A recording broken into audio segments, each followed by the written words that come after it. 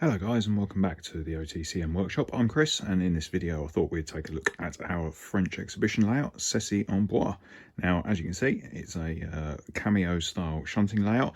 We can claim absolutely no credit for this whatsoever. We bought it as a completed layout. We were very lucky to be the first people to get to such a masterpiece, and here it is. So yeah, the layout is presented in a sort of hard Cameo style. The viewing window is about 9 inches wide at the highest point, so it really forces you to look down into the layout and appreciate the detail.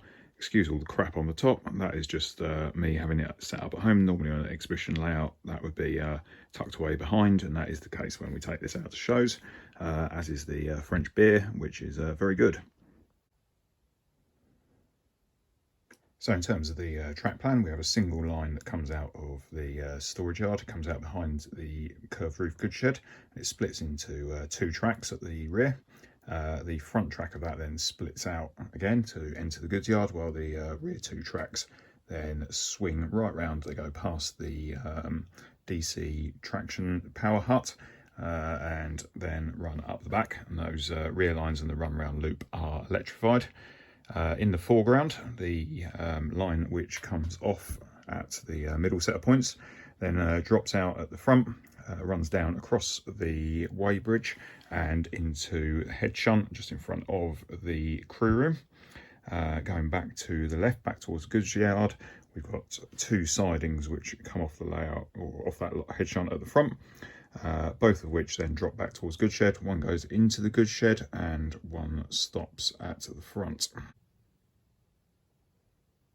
In terms of size, the layout is 5 foot long and 1 foot deep, and is built on a Tim Horn laser cut baseboard.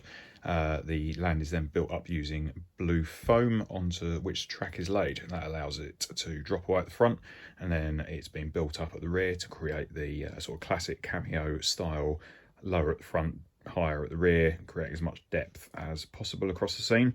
Obviously at the left hand side, where the track vanishes off scene, it's hidden behind the quite substantial goods shed, which is built to a pretty standard SNCF design. It's a really charismatic feature of the layout.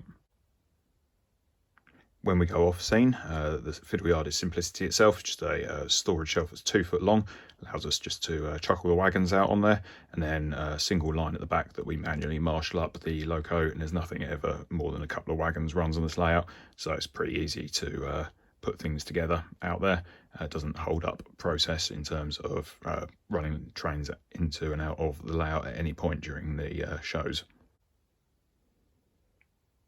Underneath the layout is an absolute technological marvel. There's loads of different computers and various bits of technology, most of which I'm not even going to begin to pretend to understand, but there are 2 Arduino computers which allow the layout lighting to work. We still need to get our heads around these as to how they work, but yeah, they allow some pretty special stuff to be done in terms of lighting, and Chris, the guy who built this layout originally, was clearly far more intelligent than me or Ollie in terms of how we do things.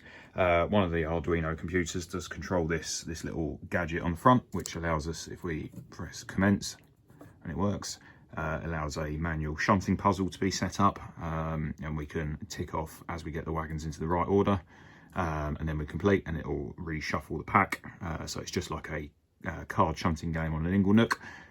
Anyone really attentive, as I showed the track plan, will have noticed that actually this is almost a standard inglenook in terms of the head shunt, the 2 sidings at the front, and then the line out to the rear picking up the 3rd line, each of which is the right lengths to fit 3, 5 and 5 wagons on, which is the usual shunting puzzle length. The track work on the layout is all Pico code 75, which is the right gauge obviously for European 187 scale HO. However, Chris has modified the point work, so as you can see, all the gubbins and the clunky bits on the Pico track, which would normally be associated with the tie bar, have been removed, and then cosmetic tie bars added, and then the actual functionality has been moved to under the baseboard, so it looks miles better. You wouldn't really know this was Pico track, to be quite honest, when you look at it. It's a very convincing job overall.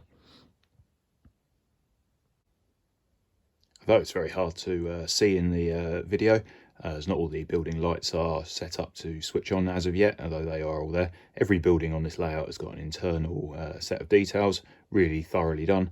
And then if we look into the goods shed, we've got this really convincing lit scene with the wagon being loaded at the rear by the guy who's bending down. That's visible through the front door, and I'm a real fan of the way that's lit. I think the whole scene is incredibly creative. So as you can see, there's just one van that's been left in the yard overnight. So what I'll do is I'll shut up waffling away and we'll move on and watch a typical day's operations. Things are going to go at a very steady pace. There'll be a nice long lunch break for a pop down to the local restaurant. But we will enjoy a glorious summer's day in 1980 in the southwest of France.